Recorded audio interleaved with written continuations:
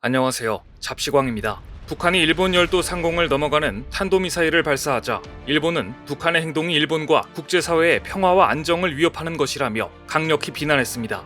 지난 4일 북한이 쏜 탄도미사일은 홋카이도와 아오모리현 사이를 지나 태평양으로 떨어졌습니다. 일본 열도를 북한 미사일이 지난 것은 2017년 9월 이후 5년 만의 일이었습니다. 이날 일본 정부는 국민들의 휴대전화에 경고 메시지를 발송했고 신칸센을 잠시 정지시켰으며 NHK 등 방송사들은 정규 방송을 중단하고 속보를 전했습니다.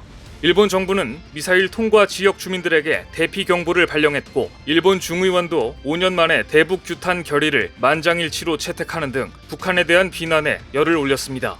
그리고 지금까지 한일 관계 정상화에는 미온적이었던 기시다 총리가 갑자기 북한의 미사일 발사 대응 방안에 대해 한국과 긴밀히 의사소통을 하고 싶다며 대화 의사를 전해왔습니다. 한국의 징용 피해자 배상 문제에 대해서는 그렇게 대화를 거부하더니 북한의 미사일 발사에는 과하다 싶을 정도로 적극적인 반응을 보인 것입니다. 북한의 미사일 발사는 분명 잘못된 일이지만 신칸센까지 멈추게 할 정도로 일본 정부의 대응이 과하다는 느낌이 듭니다. 뭔가 북한의 미사일 발사를 기다리고 있었다는 느낌까지 들 정도인데요. 실제 이때다 싶었던 집권 자민당에서는 적 기지 공격 능력을 강화해야 한다는 주장이 쏟아져 나왔습니다. 그런데 자민당이 이렇게 기다렸다는 듯 북한의 미사일 발사에 호들갑을 떨며 강경 대응을 하는 이유는 따로 있습니다. 지금 일본 집권 자민당과 기시다 총리가 최악의 위기를 맞았기 때문입니다. 보시는 장면은 얼마 전 NHK가 공개한 얼굴들입니다. NHK는 이렇게 대놓고 통일교와 연관이 있는 자민당 의원들의 얼굴을 한 화면에 공개해버렸습니다. 먼저 숫자가 너무 많아서 놀랐고 방송사가 이렇게 한 화면에 의원들의 신상을 공개해버린 것도 놀랍습니다. 이 장면이 공개되자 일본인들은 경악을 금치 못했습니다. 100명이 넘는 자민당 의원들이 통일교와 관계를 맺고 있다는 사실이 완전히 드러났기 때문입니다. 집권 자민당은 최대 위기를 맞게 되었는데요. 얼마 전 교도통신과 NHK에 따르면 모테키 도시미스 자민당 간사장은 도쿄 자민당 본부에서 열린 기자회견에서 통일교와 접점이 있었던 국회의원이 어느 정도인지 조사 결과를 발표했습니다. 놀랍게도 자민당 소속 의원의 절반에 가까운 179명이 통일교와 접점이 있는 것으로 드러났습니다. 앞서 지난 7월 8일 아베 신조 전 일본 총리를 살해한 야마가미 데스야가 어머니가 통일교에 거액을 기부해 가정이 엉망이 됐다며 아베 전 총리가 이 단체와 연관돼 있다고 생각해 범행을 저질렀다고 밝힌 이후 일본 내에서는 통일교와 정치권, 특히 자민당과의 관계에 대한 비판 여론이 거세졌습니다. 악화되는 여론에 궁지에 몰린 자민당은 소속 의원들에게 자신과 통일교의 접점을 보고하라고 지시했습니다. 조사 항목은 통일교 관련 단체 모임에 참석하고 회비를 기부했는지, 선거 때 통일교 측의 조직적 지원을 받았는지 등 8개였습니다. 즉, 통일교와 금전적인 관계를 맺었는지를 집중적으로 조사한 것입니다. 그런데 결과는 충격적이었습니다.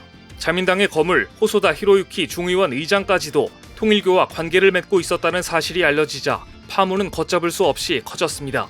호소다 의장은 관방 장관 등 장관직과 자민당 간사당과 총무회장 등을 지낸 일본 정계 주요 인사로 자민당 내 최대 파벌인 호소다파의 수장이었습니다. 이런 거물급 정치인조차 통일교 행사에 4차례 참석하는 등 관계를 이어간 사실이 밝혀진 것입니다.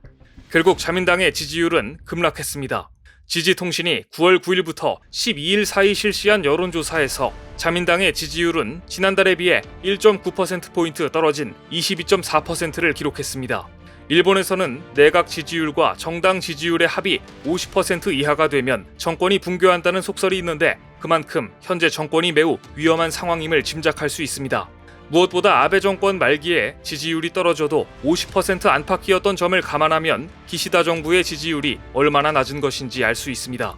특히 아베 전 총리의 장례식을 국장으로 강행한 기시다의 결정은 악수 중의 악수였습니다. 아베 국장은 아베파로부터는 지지를 받았지만 일본 시민들의 거센 반발을 불러일으켰기 때문입니다. 또한 야마가미 데스야의 범행 동기가 된 통일교 문제도 심각합니다. 아베 사후 언론은 하루가 멀다 하고 통일교가 벌인 반사회적 포교 활동을 보도하고 있었습니다. 일본에서의 통일교는 신자들에게 고액의 헌금을 요구해 문제가 됐습니다. 10억엔에 달하는 헌금을 내고 파산하는 개인, 가정이 붕괴하는 문제들이 수면 위로 올랐고 특히 그동안 통일교가 일본 유력 정치인들에게 로비를 하면서 입법 과정에 개입해왔다는 점이 크게 부각됐습니다. 자민당 의원들과 통일교의 관계는 순수한 신앙의 문제가 아니라는 것이죠.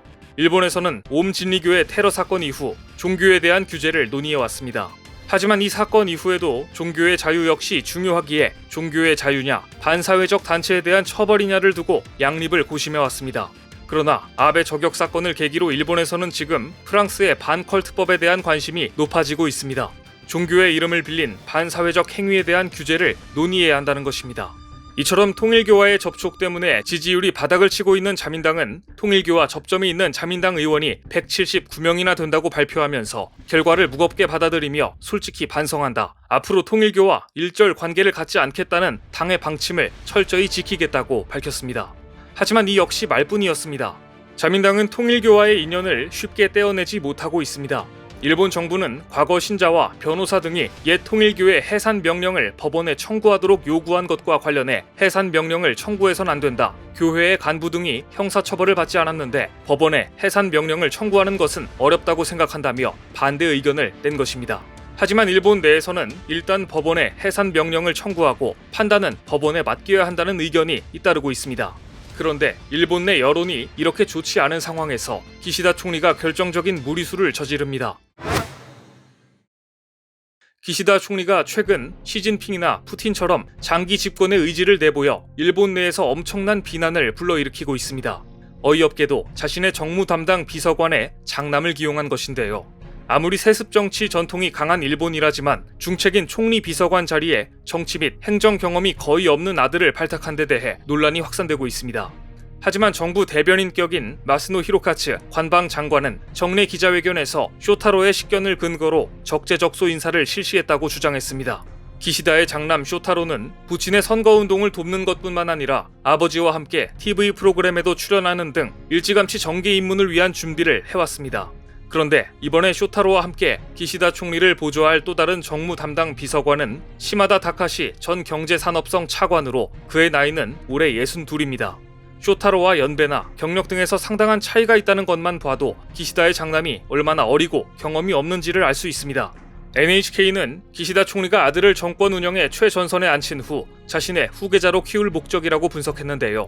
기시다 총리 또한 조부, 부친이 모두 의원을 지냈고 히로시마 지역구를 물려받은 3대째 세습 정치인입니다. 아무리 집권 자민당 의원 중 약 30%가 세습 의원이라지만 아버지가 총리로 재직 중 대놓고 장남을 자기 측근이자 고위직에 발탁한 것을 두고 아베의 눈치를 볼 필요가 없어진 기시다 총리가 장기 집권을 위한 포석을 두었다는 분석까지 나오고 있습니다. 기시다 내각의 지지율이 29%까지 떨어진 상황에서 이 결정이 과연 유권자들에게 어떤 평가를 받을지 주목됩니다. 이런 상황 속에서 북한이 일본 열도를 넘어가는 미사일을 발사하자 기시다 총리는 적국의 탄도미사일 공격에 대비해 민간 피난처 설치까지도 검토하고 있다며 강력히 비난하고 안보 위기를 부각시키며 일본 국민들의 눈과 귀를 북한으로 돌리고 있습니다. 결국 북한의 미사일 도발을 정권 유지 수단으로 이용하고 있는 것입니다. 통일교 사건으로 최대 위기를 맞은 기시다 총리와 자민당이 이번에도 외부 시선 돌리기로 위기를 회피할 수 있을지 관심 있게 지켜봐야 할 것 같습니다. 오늘 준비한 소식은 여기까지입니다. 댓글을 통한 여러분들의 많은 의견 기다리겠습니다. 시청해주셔서 감사합니다.